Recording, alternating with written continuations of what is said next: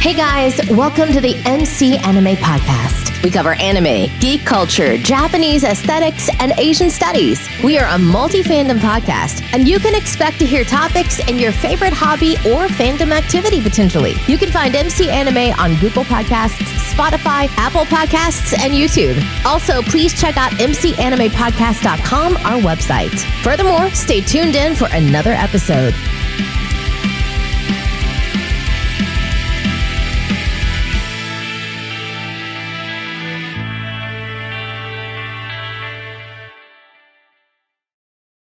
Alright guys, welcome to another episode of MC Anime. I'm MC Anime. I have a special guest with me today. Take the field. Hi. Hey, my name is Ezekiel Williams, also known as Zeke, and I'm the host of the Let's Get Up podcast, a podcast that talks about anime, video games, early career, and people's interests. Okay. And And with the Let's Gather podcast, what does your audience like? What's the typical niche that you find that is really good for your podcast? the niche usually is people who are like either just graduating college or in college and have like more like nerdy interests or Oh, okay. like that. Yeah. People So who is what just yours like self-help and stuff like that? I'd say it's less like self help and more just like examples of what other people done to get to their point in life. So just Oh, okay. that's other Transition people about. points. Yeah, exactly. Okay. So, welcome everyone. Zeke with a major and special guest appearance on this hmm episode. This is the 25th episode of MC Anime, and today we're going to connect business and anime and put it together in one nutshell. What topic are we doing specifically? We're doing the business of anime and merchandising. Yes. So, first we need to establish what merchandising is. The process of which you use merchandising is you have a franchise, and merchandise is products that reflect your franchise in a way that's selling product. So, for example, if let's say you have Super Mario from Nintendo, classic game, been around for decades, and you wanted to make it on a product. Well, there's different ways to sell that product in merchandising. You can put it on books. You can put it as stickers. You can put it as a design on a shirt, hats and stockings, blankets, etc. There's so many things you can do with it with the merchandising deal. And another way that merchandising helps is that it gets you additional money from the already established intellectual property that is known, that is surrounded by that merchandising deal. What's your take on this? Uh, this is definitely merchandising is something that almost every anime does once they reach a certain point of popularity, Mm-hmm. and they see that there's money to be made of people wanting to own a memorabilia of the anime. So, by the extension, people buying such memorabilia is celebrating their passion for anime. Yeah. Okay. What kind of merch do you buy from anime? Or do you not do one of those people? I definitely do. If it's like I usually get like pops or like the figurines, or I get like well Yu-Gi-Oh's one of my favorite anime, so I got the cards. Periodically I'll buy Oh, the you cards. play Yu-Gi-Oh? I didn't know you play Yu-Gi-Oh. Yeah, I play mainly been playing Duel Links, but definitely. Oh, Duel Links ain't that bad. I don't know. I don't like the money and grab system. You say, oh, you can play it for free, but we kind of you want to boost your packs, you have to give us in-store credit. And it's like, yeah. I don't know. That also brings up Master Duels. I really think Master Duels would be kind of interesting when it comes out. Let's What do see. you think And about then Master Duels? I really haven't really checked it out how to go back to that and look at that. I mean, I don't. If it's anything like Duel Links, it's not going to succeed because Duel Links is a very limited market. They have Hmm. like it's not like it hasn't broke the bank for Konami, but it also hasn't been. It's been mixed reviews within the community because of the in-store gaming purchasing. Hmm. And another way for games to make money is in-store credit, in-store merchandise. So Yeah. it's it's kind of like merchandise, but like in-game set kind of thing, like in Yeah, bonus features. it's in the same realm, just a different platform. Oh yeah. So And we then, bring up the point that you have to have an established property of some kind to benefit from merchandising. hmm So has there been a particular established anime or hmm, has there been a particular anime where you felt like the merchandising was flat or wasn't none at all? where there was flat. Yeah, like you didn't like any of the merchandising that's associated with that anime because it didn't have much. I don't think I can think of one because usually the merchandise I usually buy is Hmm. like t-shirts also. So any merchandise I've seen in my life is something that's super popular that people are always talking about. So Okay, if it was like a dead merchandise, I guess the anime wasn't that popular. Is what I'm trying true. to say. Okay. And another thing with the merchandise you have to consider, it's anything that's like branding. Like once you go into the realm of merchandising, you're considering branding whatever intellectual property you created. So if you take sports, for example, they're huge in the merchandising that they sell. Jerseys, caps, figureheads, sports logos. That's not necessarily something you think of merchandising, but it is because they're Mhm. outselling the logo or the brand that they represent to try to make additional profit. You know, Yeah. and I don't know. I think merchandising for me, I know there's people out there being super crazy about it. Hmm. I'm not really a big spender. The only big spender I am is with Yu-Gi-Oh cards, but that is because I want to play the actual deck in real life. So spending all that money is kind of required to play whatever deck I want to play. Yeah. There's a reward for it for the merchandise. Yeah, but I know who's your favorite like YouTube creator that you just see a bunch of merchandise in the back? Favorite YouTube creator. Yeah, like do you have anyone you watch on like YouTube or Twitch that has like a bunch of like anime DVDs, plushies, shorts, you name it, it's in the background. Yes. Let me check YouTube real quick. Think of top of my head. I do because there was an influx of pops and everything in people's background. That was just uncalled. Oh, That was just came out of nowhere. oh yeah, well, Pops is it's kind of crazy how popular that has become because it's literally many versions of the characters in the larger intellectual properties, Hmm. and they have skyrocketed in price because of the demand. Definitely. Stuff like $400. I'm just like, that's a lot. That might be a little too much. Like, I mean, just like Yu-Gi-Oh cards, it's something that gets super expensive because of in-game and all that stuff. And Hmm. with Funko, that's the person behind or the founder of the toy of Pops. He started the business after failing to find an affordable coin bank of Big Boy's Restaurant's mascot. Instead of licensing the rights to make his own coin banks, instead of licensing the rights.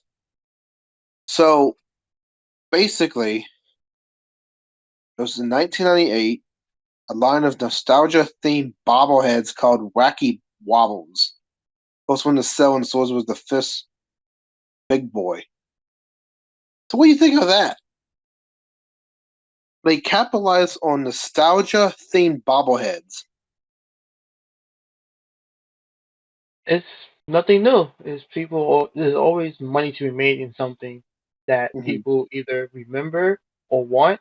And since we're nostalgia, we kind of nostalgia is pretty much just romanticizing of the past. So people are only going to remember the positive moments that they had, or they're trying to reclaim their childhood. But like, hey, I remember this. Now I can afford this. Mm-hmm. So I'm not True. like there's nothing I can really say. It's something that in almost every field and anything that has happened. Oh yeah. I mean, a big market that is huge right now for collectability, McDonald's toys. If you really think about it, McDonald's at one point it's like the biggest, bought like 20% of the toys, influx in the market because they keep giving away in kids meals. Hmm. And if you think about toys is probably the biggest merchandising you can actually get because if you get the kids, they get to the property you're trying to sell and encourages more profit. Like, what's your favorite toy when you grew up? Favorite toy? Uh, if it wasn't like a PlayStation for like video games, then I'd say Mm-hmm. something like toy. Definitely been. Oh, let's say like my scooter, something I could just ride. Okay, Something okay. physical. Yeah. Like I Have had you like tried like wrestling men, stuff like that oh, also. did you do like did you try to buy wrestling figures too? Yeah, I definitely had like wrestling. I always had. I bugged my mother to get wrestling toys when I was younger. Which brand was it? WWE? Yeah. Okay. Well, take WWE for example. Uh, WWE is in the limelight basically for stage type wrestling. It follows a Hmm. script. It has a not like a predetermined, but like a story that's like ongoing and being written for ratings. They use Yep. the show to get the ratings they want, and the absurd profit lines they get from the wrestling figures. It's just like people capitalizing on comic book figures as well. Action figures. Action figures sell because they are like a mini, well, they're like reminiscent of the character that they're representing. No, okay. So did you have to get your mom to buy like the big WWE ring and have like a collection of wrestling figures? But yeah, I definitely had a couple of rings and like wrestling figures, whatever they can like afford or they can buy. I ain't trying to go too crazy because I know how much what's my limit to ask, but definitely. I think I still have a lot of them just in the closet. So what? Did you like play with it and imagine who would win in the battle in the I ring? think I was I think I was just playing as like just toys, and then as a kid you kind of want like since they marketed to a kids and kids are Yeah. just like I want toys, and then I like wrestling, so I want toys that represent the things I like. Okay. Like, did you did you only use the wrestling ring for the wrestling figures, or did you put other people in the ring as well? It was mostly like the wrestling figures. I Okay. think I kind of like kept the stories more or less. Not like kept like I kept the themes of the toys with them. But you didn't toy. like cross play toys with another genre or another property into the ring. No, I think I just kept it all. Oh, you didn't want to Oh, create your own anime, your own crossover event? I mean, anime is huge for crossover events. oh yeah, definitely. You're telling me you didn't want to make a crossover. You just was like, well, I like wrestlers with wrestlers and not plushes with wrestlers. Is that what you're telling me? Yeah, I think it was just more me just recreating what I saw. You know, Okay. Well, this is what I see. Yeah, mhm. So what's another attempt of recreating what you saw as a child? Was there another toy that was like big recreating event for you? recreating. Like recreating what you see in the TV show or the movie as in the toy version. Besides Yu-Gi-Oh cards, I really Hmm. trying to remember because trying to buy the Pacific character cards and Yeah. everything. That was Okay.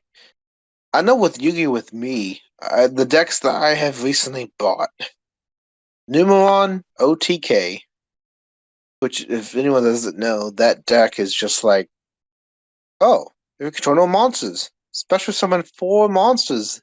They can't be destroyed by battle and they keep doubling their attack. Broken. And then I also have Scrap Dinosaurs. It's basically go second. Well, it's mostly a go second deck. Break your opponent's board, OTK them, win the game, have a ultimate Tyranno conductor, flip all monsters they have on their feed face down, and you have miscellaneous source in the main phase, unaffected by activated effects. You can't go wrong with that. yeah. And then Dytron. It's a new ritual mechanic. Instead of summoning monsters through levels as tribute with the with the ritual spell, you're using attack variation. So like 2,000 for like 2,000 attack. If it's 4,000 attack, or let's say 2,700, you use 2,000 and 3,000. So you use attack up to 3,000 on machine monsters, which is kind of cool. Not gonna lie. But what kind of decks you play? Uh, historically, with like the physical game, it was mainly like just like a mixed deck. Just Hmm. cards that had good effects that I could probably play together, and then I started getting into like spellcasters mainly, and now with Dupe Links, I pretty much use Harpies and a little bit Okay, of Dark Magician. gotcha. And was when you had the spellcaster deck, did you use like spellcaster village of the spellcasters? Yeah, one of those structure decks that was pretty much the Oh, basic. okay. You bought one of the structure decks with spellcaster. Okay, Yeah, okay. So you just play casually. yeah. Okay, that's understandable. And one way to enjoy the product that you're buying is just continually use it. For example, Mhm. the algorithm for Duel Links, the merchandising is the in-game purchasing. So if you really think about it, not only you buying more packs for the individual in the game, you have to spend your money wisely because you can spend $300 in one day in that game, Definitely. which there should be a limit, but well, you hit the money selection, so you bought it. Oh, companies with the POS guidelines suck. Yeah. Oh man, like well, you made the agreement, you hit okay, so the purchase has to go through. Mhm. That's so Yeah. annoying. Going back to like recreating what I had, like with like my Mhm. Marvel toys. So I Yeah. always use my Marvel toys like my Hulk and Spider Man will always be used together. And then DC toys will always be used with DC toys. So yeah. I mean, I think my biggest toy was probably Nintendo. I would be playing Pokemon all the way through. I think my first Pokemon game was given to me on a birthday. Pokemon Yellow Special Pikachu Edition. It was nice. I enjoyed it.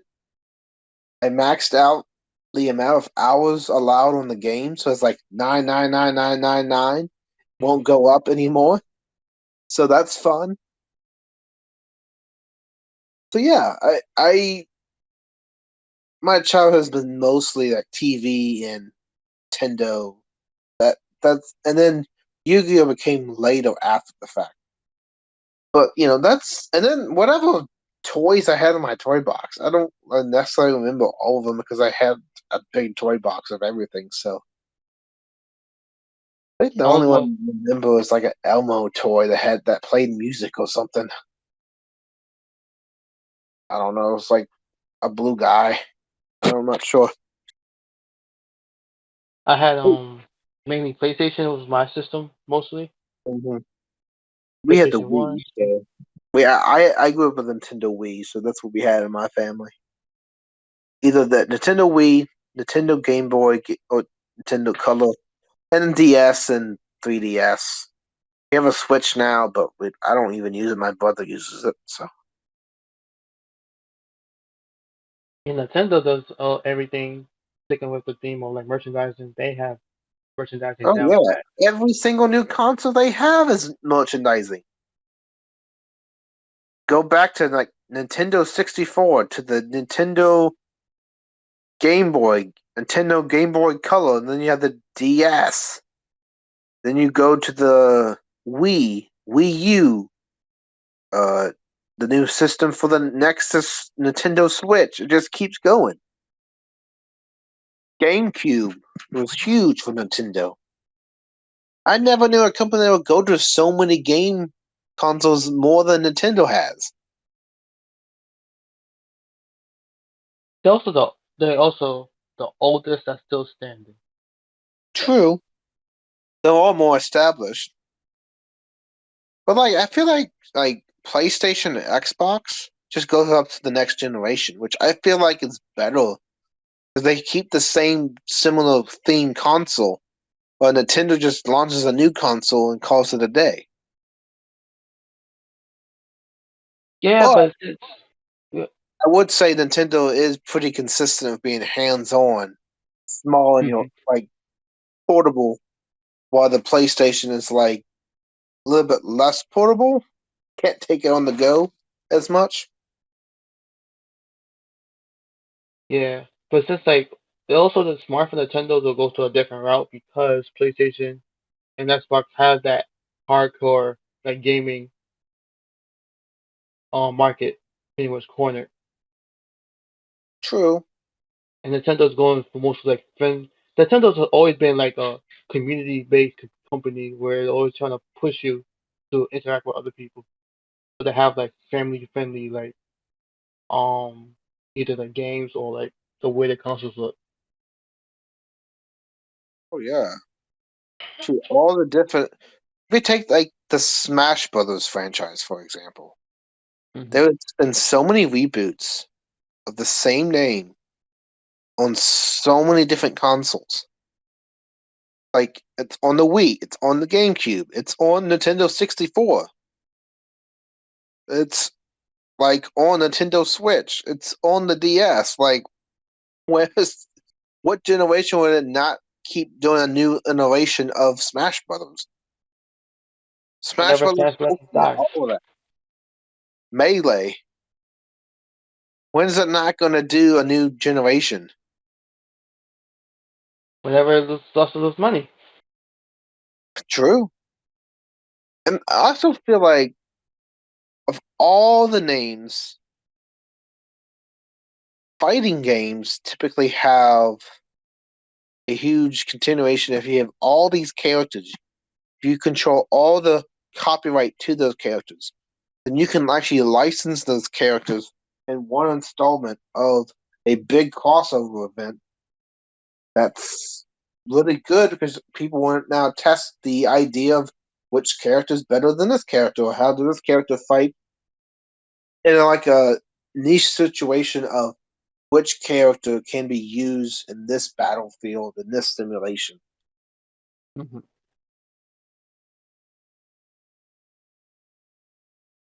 You know, what's your thoughts about the franchises in several installments? Like they have several iterations of the same name, but it keeps coming up in different forms. Uh, Different things. So for like to go back to the Smash Bros. Example, it kind of makes sense in multiple reasons because people who played the original, they're going to want to play the game again on the next console. So when it came on 64 and GameCube came out, people were going to ask, "Hey, can I play Smash Bros. On the GameCube?" And then they made a GameCube version, Melee, and now also another way for people to get introduced to the game because they're on the current console. Now, whoever buys the current console will be like, "Hey, what is Smash Bros?" Now they're introduced to that game again. So now like the business point, it makes sense.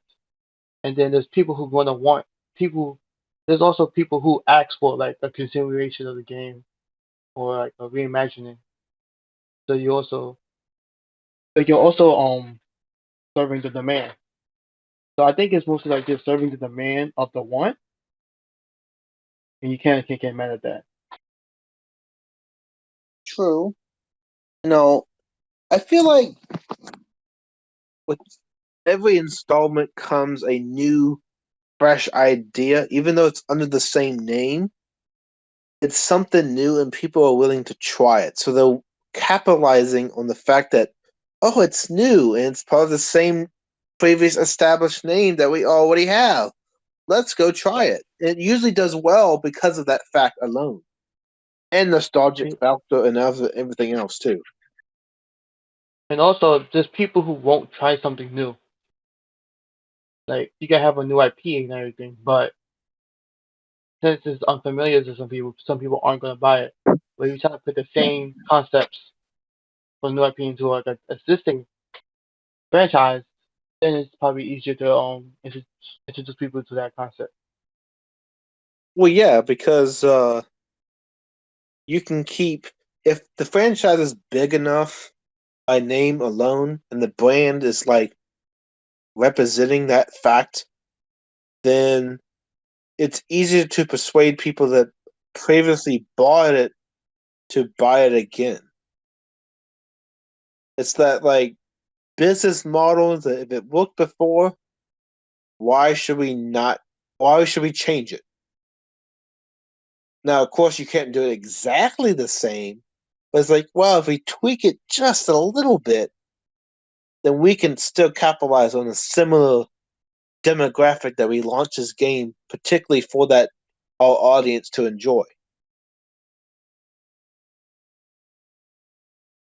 Yeah, Because gaming is really a niche entertainment category because of the the likability of it. To be immersed into the storyline and grow as your character goes in the story. Even sometimes boss raids is really good, or multiplayer mode can actually establish the integration of other characters online, so you can play with people in France when you're based in Brazil. That it gives an interaction piece that extra feature is really tangible. You feel like you can connect with it more. yeah. What do you think of multiplayer mode? It's fun. Like it's definitely needed now since not Hmm. everybody can sit together on couch depending on the different reasons. People can be next to each other, or you people like lives move on and they move to a different state, different country. You still want to connect with them, and then it allows people to meet other people that they probably never had interaction with just on life. Because I know like examples of how people will fly out and meet the people they played online together in person for like the first time. And he's like that amount of trust you built with somebody over time to take your money and go fly out to see this person. True, you And do bring up a good point because the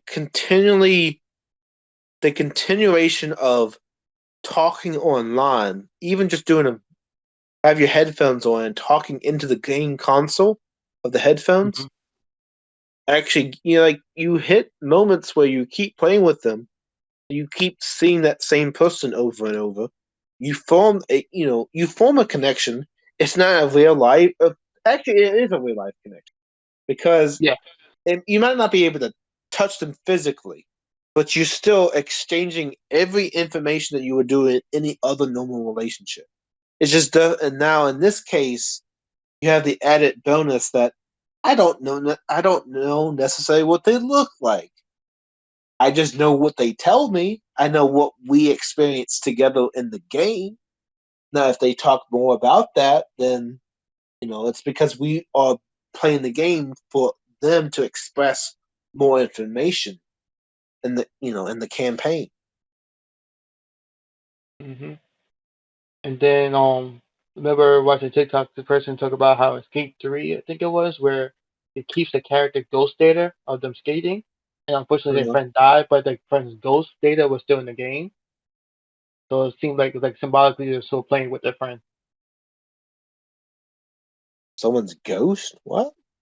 Like you know how like ghost data, like how they have like the data of just a character playing. Yeah. You know how like in Mario Kart you can erase your ghost. Oh, okay. They had like in Skate 3 where the your friend's character will still be skating while you're skating. Oh, that's strange. No, it's wait, let me re-explain it. So unfortunately this person's friend died, right? But they played Skate 3 Hmm. together. So the data from the friend who died was still inside the game. So that character will always still be like skating. So they was able to like symbolically skate with their friend even though they died. Okay, so what is the NPC at this point? Yeah, Okay. Oh, okay. Yeah. Okay. yeah. Okay. Yeah.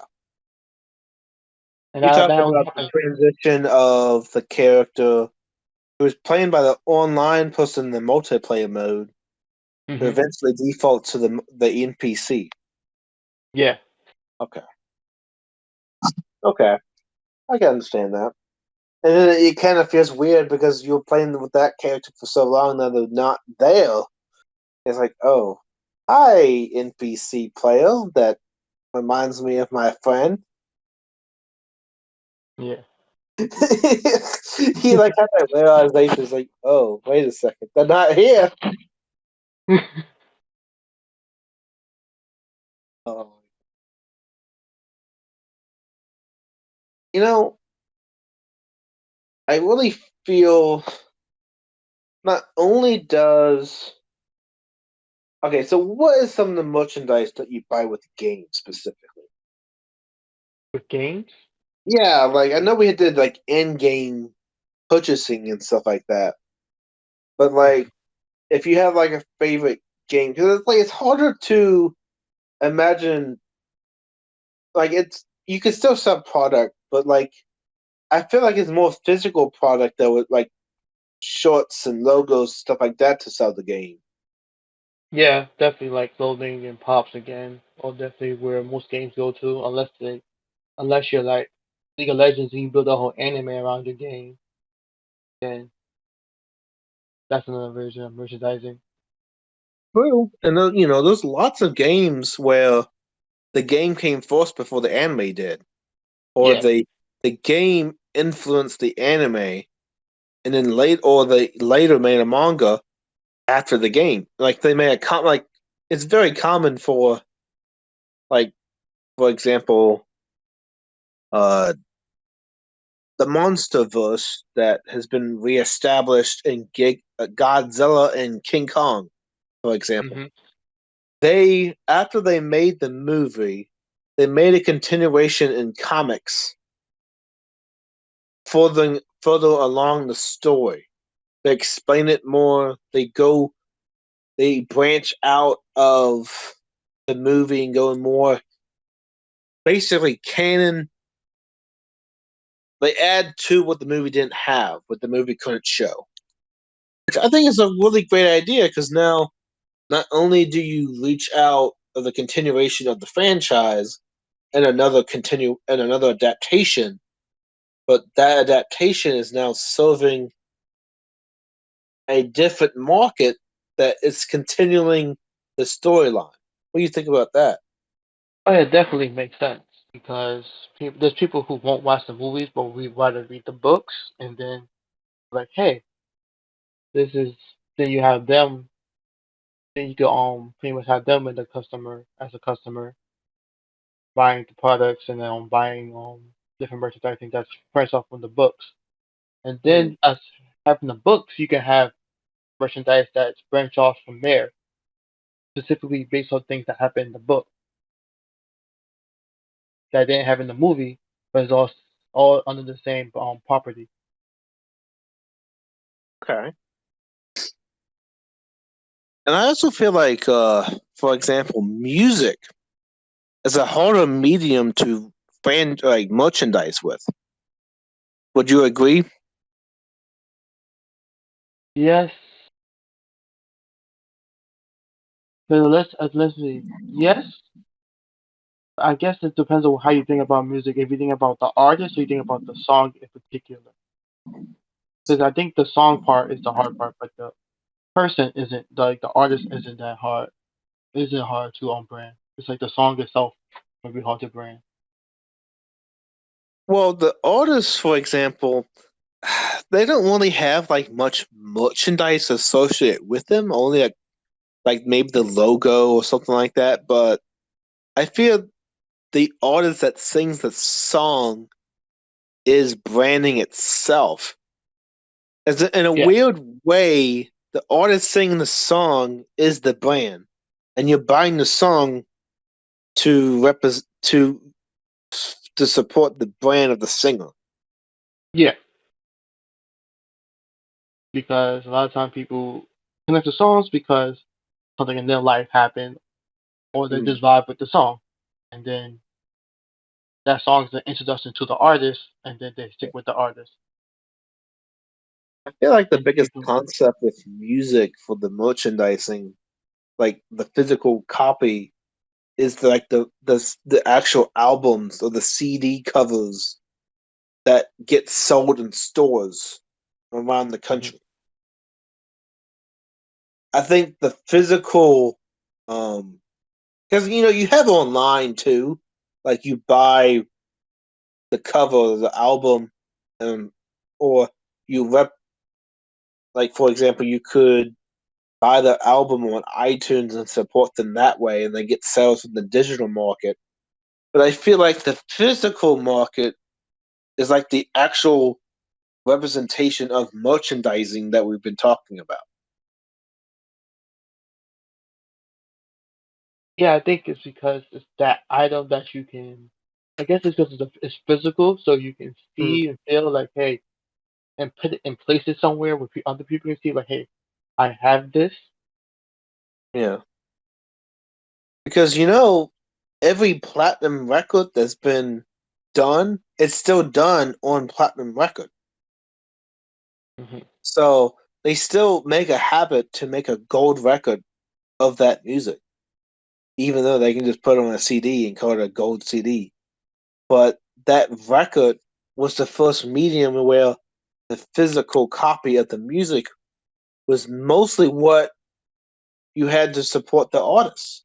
Of course, the concerts too, if they went on tour. I think certain merchandise can become symbols, like Yeah. how like the floppy disk now become the save button. So like the record became like the representation of music. True. I think records and music is synonymous. It's like you had the ponograph and the cylinders that played the music. You had like the radio station waves coming in. Hearing the bandwidth, but like the physical record, you can literally put on the record player, spin it, and you can hear the music in real time. I think that is what is synonymous with the music industry. You know? Yeah, it was like the first time you can actually pick up and play like here, and then you can also take it home Yeah, you can take it in your home, home. lift it at home, and your portable record player. It's just like the phase with the boombox. You can put the boombox in the '80s on your shoulder. It might be heavy or it might be small, but you know that was your cassette player. You put it in, play it, or your oh gosh, what's it called? Put your headphones in, put in your pocket, put them in or something like put them in. The Walkman. The Walkman. Yep. Oh gosh, I think I'm more outdated myself because I used to listen to a CD player and play a CD, which is based off the Walkman. Oh gosh, but now I don't really. To be honest, I don't really. I need to listen to more music. I think Mhm. it's a medium where technology keeps advancing, and I think the music evolution as a in the history wise is more interesting than gaming for me. There's been so many iterations of the same thing to listen to music. Mhm. What do you think? Yeah, it's pretty much just a I always say that a lot of things we have today just a remix of old things. Was Yeah. the record player, Walkman, CD player, iPod, iPhone, it's Spotify. It's all the same. It's pretty much does the same thing, just either smaller True. and probably more efficient. And then in terms of Well, games, yeah. I think, hmm? Games you still have to have like a physical medium to play it. So like you still need that disc. You still need that download from the PC. Yeah, they're trying with cloud gaming. I know they're trying to do that, but I think because gaming is more interactive than music, which is Yeah. kind of preventing it from being getting even smaller. You still need a way to be interactive with music, Yeah. with gaming. And I feel That's the like focus. music like you can put it in the background, listen to it, and do something else. Well, Yeah, gaming it's really more difficult to do. Like I know people when they eat and drink while they're on like stream or something, it's like more difficult because they have to step away to physically eat and then come back. Because if they don't actually enjoy the game they're playing. yeah, So it's like, you know, that small distractions where I'll be back. Let me have an eating break and I'll be back in 30 minutes or something. These are the people that are doing like continuous live streams for many hours. yeah. Music is definitely more passive, while gaming is active. Yeah. Which, you know, which is the same thing about like when you go to see a play, you know you have to be in a it's just like movie theater, concert, play, sports arena. You gotta see it. If you don't see it in person, you have to see it on TV. You know? You have to see it televised as the substitution for not going to the physical meeting place. Yeah, it's like those things are both like a mixture of active and passive. Like Hmm. you don't really participate, but you have to actively watch and keep track of all the information that's going on. Like if you're watching a movie or play, you kind of have to actively keep track of the story, but you're not participating in the story a lot of the times. Well, yeah, you're not like going up on stage. The magician's gonna call you onto the stage. Come on down, or you're on The Price is Right. It's like, come on down. You're the next on The Price is Right. Like you're not actually like you're not like being filmed for them. They'll like you see it like they're being filmed what's on the stage, not you.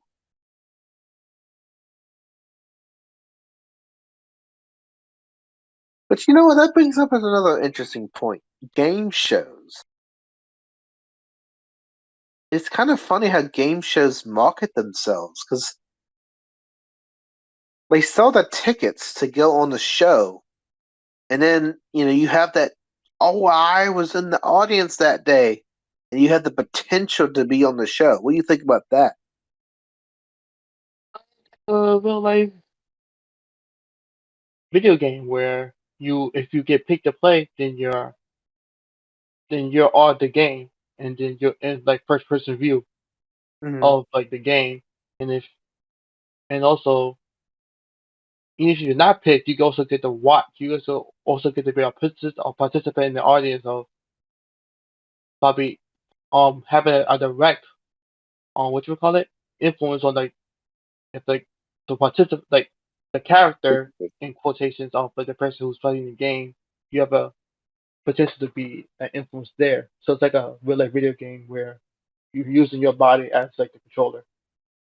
Okay, I can see that. So, like VR technology, Hmm. you're like moving your body, and where you're going is dictated by movement in a location that's like limited in movement, but you can still move.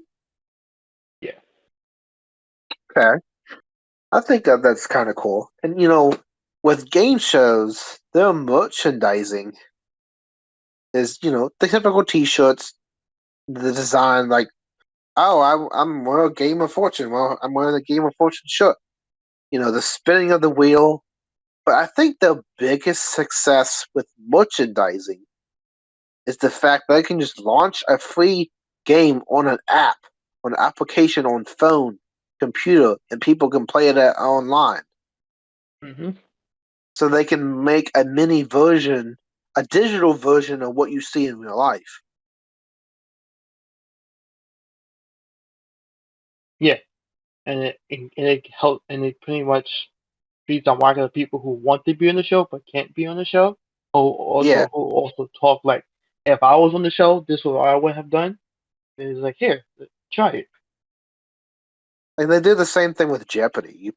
Like to be on Jeopardy, you actually have to, I think, you have to be on the Jeopardy game or the Jeopardy questionnaire. And if you get the question, so many things right on the questionnaire, you get a ranking. I believe that's how it works. Hmm. So yeah, with Jeopardy, you like do whatever questionnaire they have online, and then you reach out to the company that seeks out people based on that results, and they can narrow down the contestants on the show. Hmm. And you have to prove you to be on Jeopardy. You have to take the testing that they require because I don't see any way else to get on. It's not like a lottery. You have to be like pre-qualified for that. Usually, you have to be pre-qualified in your knowledge. Yeah, that makes sense. For that type of game, you have to know something. You gotta be well versed in knowledge for that game. That makes sense. And that's also going back to like anime. That's like the tuning exams where there's Yeah. each stages of selecting for the Mhm. real game. It's all in like the same area, same realm. One thing that comes to merchandising for me, Hasbro. There is so many toys that's been launched by Hasbro, and then also I think who's and also Bobby. Who made Bobby? But what do you think about Hasbro? Uh, Pretty much they've been around forever. They have GI Joe. That's when I kind of know me for GI Joe and Transformers. They made Yeah. cartoons Yep. to sell toys, which then spun into more cartoons, movies, video games,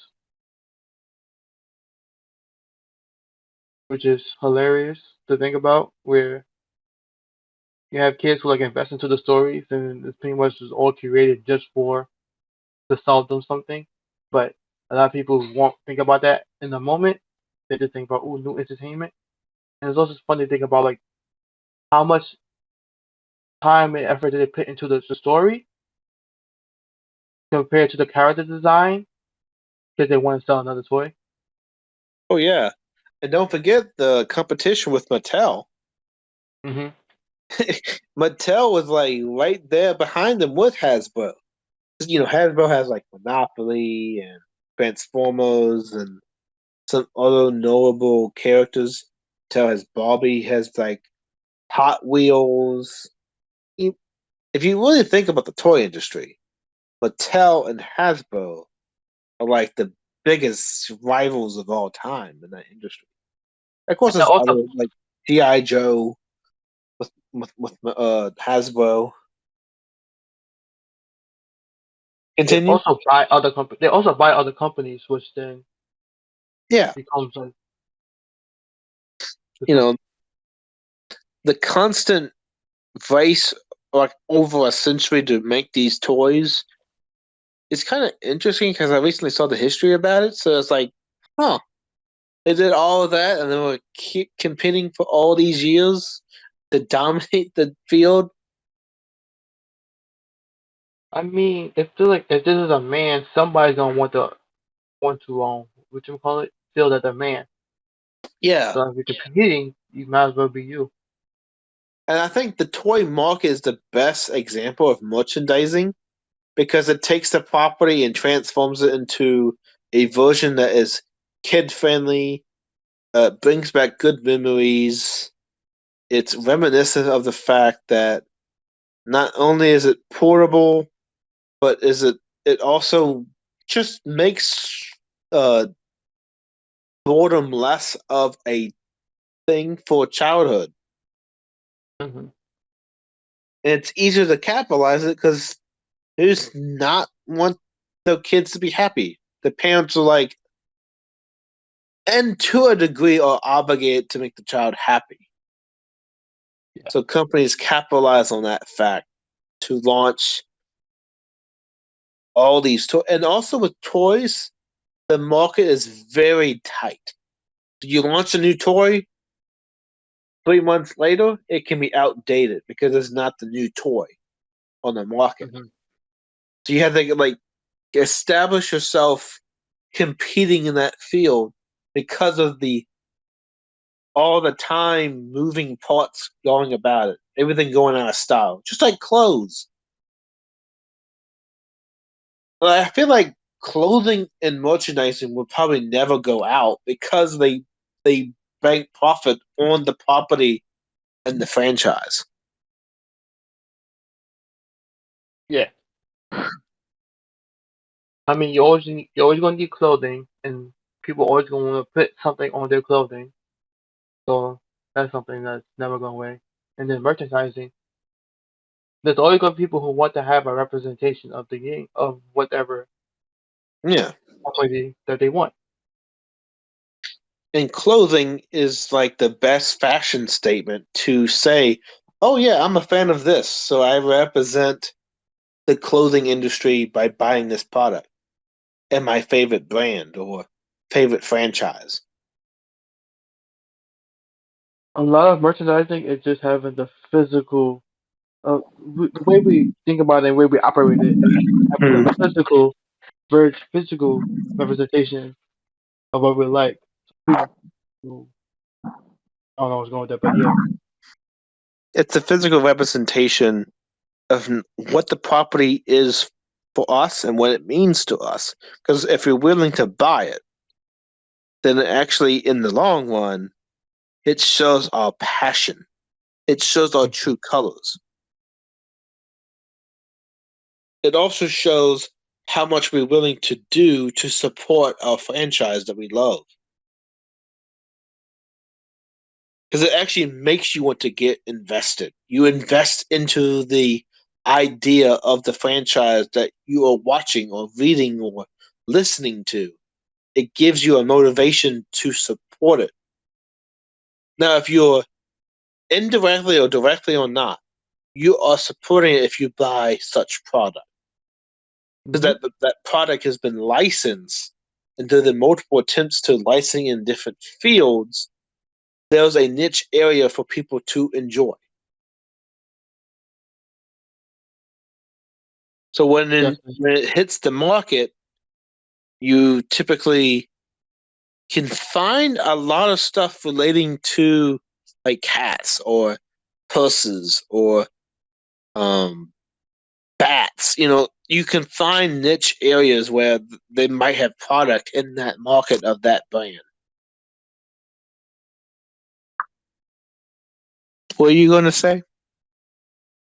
No, I'm just thinking about how I was trying to think about like the need for people to want to show that they have the merchandise Oh yeah, and like just like Adidas and Nike, that by itself is merchandising by a brand of clothing.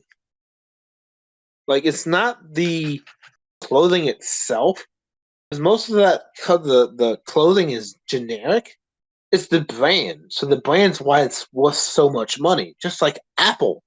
When you buy an iPhone, you're not necessarily buying the phone, you're buying what the brand represents. You know? yeah. Like when you had the Apple and Samsung debate or Google or whoever else get into the phone field, chances are Apple is capitalizing on their software. Their Hmm. niche is the software that they're trying to sell you in the phone. Now the other components comes from another phone company. At one point, Samsung used to make the batteries and the internal parts for Apple, while the Apple capitalized on their software to set them apart. Now, marketing is the technology that you're getting, the improvements, the all the different things you're paying for in the terms of service too. Updates in a reasonable time, accessories, like the app store you paying access to, because the brand of Apple specializes in the software and developing such software. So that's why they're so high. Even though they don't really give much support for casing, like you can have they don't really have a good phone case, but they still have a good phone. And warranty as well. What do you think? I mean, that's pretty much everything comes down to is because there's only so many ways you can represent something in terms of Mm-hmm. merchandise.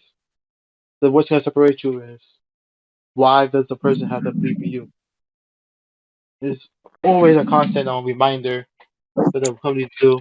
It's like, hey, this is who we are, and this is why you should like us. Because a lot of things are replicable. So, and to keep your core audience, you have to keep feeding into what got them there in the first place. True. And then with anime characters, the same.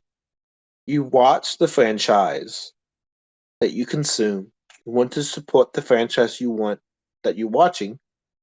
And one way to do that is the additional revenue that merchandise gives to such franchise. They make the most money out of selling stuff relating to the franchise through merchandise. That's the biggest consuming market that they have to sell the anime. The anime drives the merchandise at that point. Yeah, and merchandise is replicable and it's spreadable. So, like once you have a TV show, once it ends, it ends. But people can always buy and sell the merchandise, and then you have the resale market, which then brings more attraction and attention to the original IP. Yeah, with like the continuation of the TV show after the fact, usually they only get paid for reruns. So like if a studio like I don't know, uh gosh, TX or something, TNT. If TNT picks up Friends and they keep make showing reruns of that episode, the only other general profit they're getting is people watching it. So they give subsidizing fees to the talents for keep being brought back on the air for the episode that played. That's not much money, but you still get paid for that reappearances on another station. Just like with music. If a radio keeps playing the same music, they will actually eventually pay fees and rendition of replaying the same music.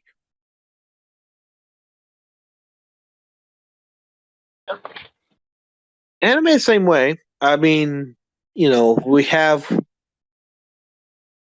the market. So the merchandise that we have now with anime, that for every views they get, they still make money because of the web traffic that the streaming service gathers. The more people that watch that anime or people on the site, they're going to keep watching more because they're incentivized to do so.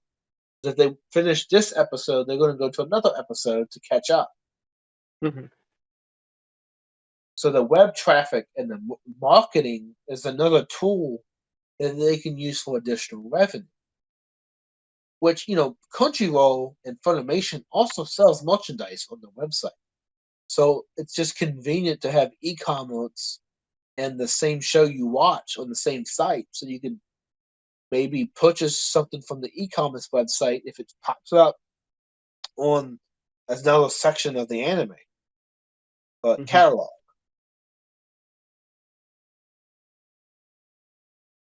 Which, e-commerce is huge because that's where most of the merchandising sales comes from.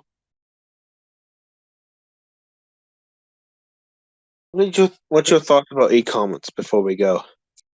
It's pretty much it's the current. It's not even the new wave anymore. It's the current wave. Yeah.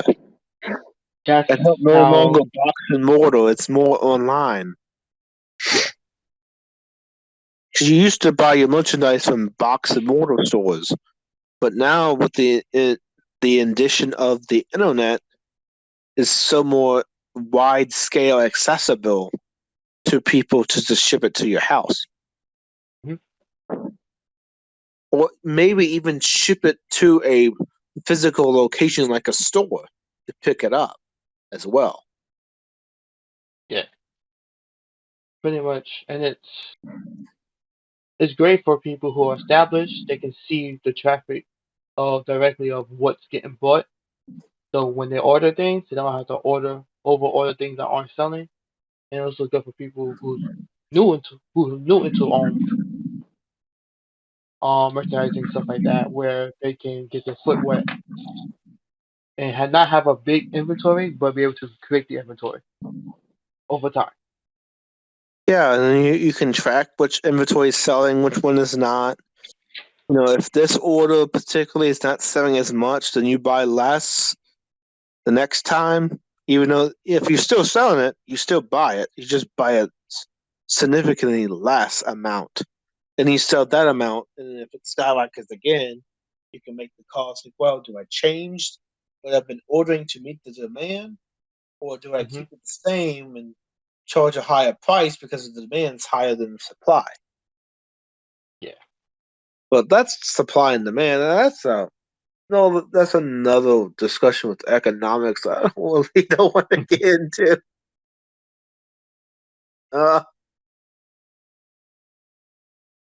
But any closing thoughts as we wrap up this episode about merchandising?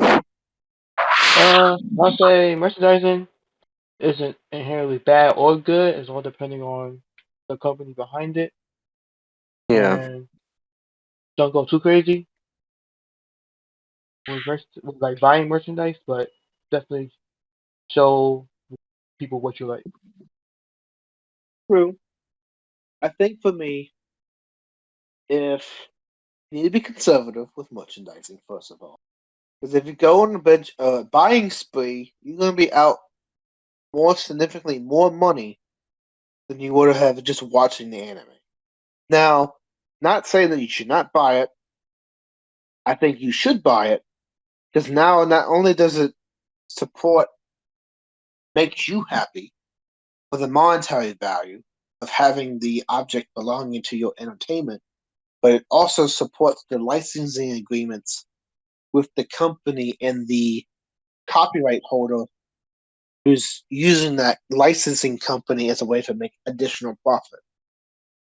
Because after an anime streams, like off the air kind of deal, like it airs in Tokyo and it's not airing on TV, then the continuation of the name brand is the merchandising outside of the fact. They're still getting paid in anime catalogs and all that stuff, but the only driving money factor after it finishes is the merchandising years later. So I think it's really important to drive that notion to support your favorite creators through the continuation of licensing agreements after the show ends. Mm-hmm. With that, I think that's a general close. Say what licensing impacts and how it maybe look different in different industries. Thank you for Zeke, who is a special guest, who has that connection to business and anime. Anime as a hobby, but business as an entrepreneur. And what's that podcast again? So if they want more information, It is the Let's Gather podcast. It's on all platforms, including YouTube in video form. Released seasonally. Get ready for season 7, which should come out January 26th. for anyone that doesn't hard of hearing, I'm going to put it in the description below, so you can also follow that podcast when it goes back up. If you really like Zeke and what he brought to business and anime merchandising in this particular podcast episode, I thank you so much for coming on the episode. It was nice to have you. Any closing thoughts for the audience? Just be kind to yourself, kind to others, and do things. Well, you hear it from the source. Not only are we getting together, but now they're going to come to you and have all kinds of positivity. Because his podcast offers a lot than what meets the eye. You should really check him out, see what he has to offer, and Let's Get Together podcast. I was a fan when I looked at it, so if I can be easily brought in, so can you. Hope you guys have a nice day and enjoy, okay? Okay. Bye. Bye.